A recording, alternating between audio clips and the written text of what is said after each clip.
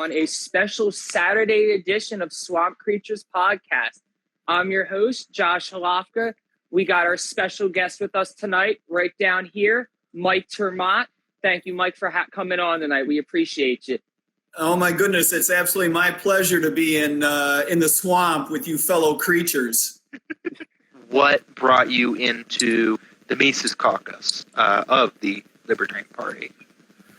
Well, that's where the energy is, right? That's where a lot of energy is put toward not just adhering to principle, which is great, and I think that that's naturally the focus of the Mises Caucus, is to try to encourage the party to adhere as closely to good libertarian principles as possible.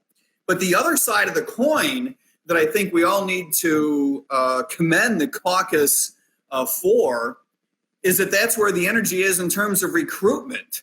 That's one of the things that made it so attractive to me. Any group that's interested in bringing people from the outside into the Libertarian Party and into the libertarian movement, that's a group I want to party with. Yeah. I'm wondering, what got you into the police force after you had spent so much time doing, work in, the economy, economics, all that kind of stuff, teaching economics, dealing with economics? What made you want to be a police officer after all that? Yeah, I literally walked out of a classroom and the next day walked into the police academy. And I figured now is the time to go for it. I was 48 years old and something I was interested in for a long time. I'm a big believer in public service of any type, by the way, but a big believer in getting involved full force, if you know what I mean. I don't mind making big commitments to things I believe in, even if I think that there's frustrations to be seen. You learn a lot. You learn a lot of tolerance. You learn a lot about people. You learn a lot about a community. And being able to commit yourself to a community is a very, very rewarding experience. It can be frustrating. Police work, of course, is one of those businesses that's governed in some detail by public policy, by law, and by regulation. And as a libertarian, it's no secret that there are any number of things with which I disagreed, right? My employer and I didn't always see eye to eye, but I suppose that's the same in any business, right? There's probably no such thing as a job where you and your boss feel like you're on the same page every hour of every day. So yeah, there's frustrations from time to time. It taught me a lot about the criminal justice system and the reforms that I think are so important, including the way we manage police, but beyond that. It also teaches you to be an economist. If you weren't already, being a cop will turn you into one, because you get to see public policy in action. You get to see intergenerational poverty that just goes on and on and on, aided by bad public policy, fostered by bad public policy.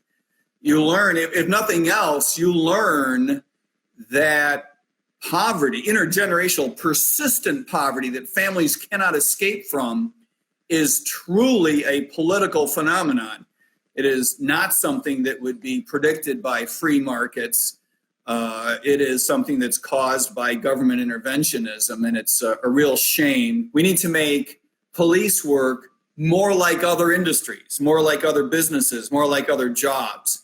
We need to have more flexibility in the hands of employers. You got to be able to pay the best officers more and the worst officers less, more flexibility in getting rid of bad officers. We need more accountability, more transparency when it comes to discipline. We need to get rid of qualified immunity and replace it with liability insurance like other high liability industries. The big benefit there, well, two big benefits. One is that the insurance companies are not going to put up with the bullshit that politicians put up with from police unions, right? Police union contracts make it very difficult to discipline an officer. And even when discipline goes well, it's very difficult to achieve the transparency you need to build the trust between the police department and the community. And then, of course, the other good thing about getting rid of qualified immunity and replacing it with insurance is that if you are someone who has been done wrong or believe that you've been done wrong, whether you're right or wrong, you'll be able to get your day in court more easily than you can now. So there's some stupidity and silliness that went on that day, but I want to separate that out from what I think is actually a much more important issue. And that is what I'm going to characterize as a condemnation of our duopoly more generally, and not just a problem with President Trump and people believing his stupid shit. As problematic as that is, I think it's part and parcel of a larger issue. And that is that each of our parties no longer believes that anybody in the other party is worth a damn. We no longer get our news from a common source, much less a good source. Never mind trying to get our news from a good source. We don't even get our news from a common source. And so people who follow the Republican Party, people who follow the Democratic Party, are naturally led into the situation where they view people in the other party as less smart, less patriotic, less worth a damn. And that means that you're willing to do almost anything to keep people in the other party from coming to power. This is where authoritarianism comes from.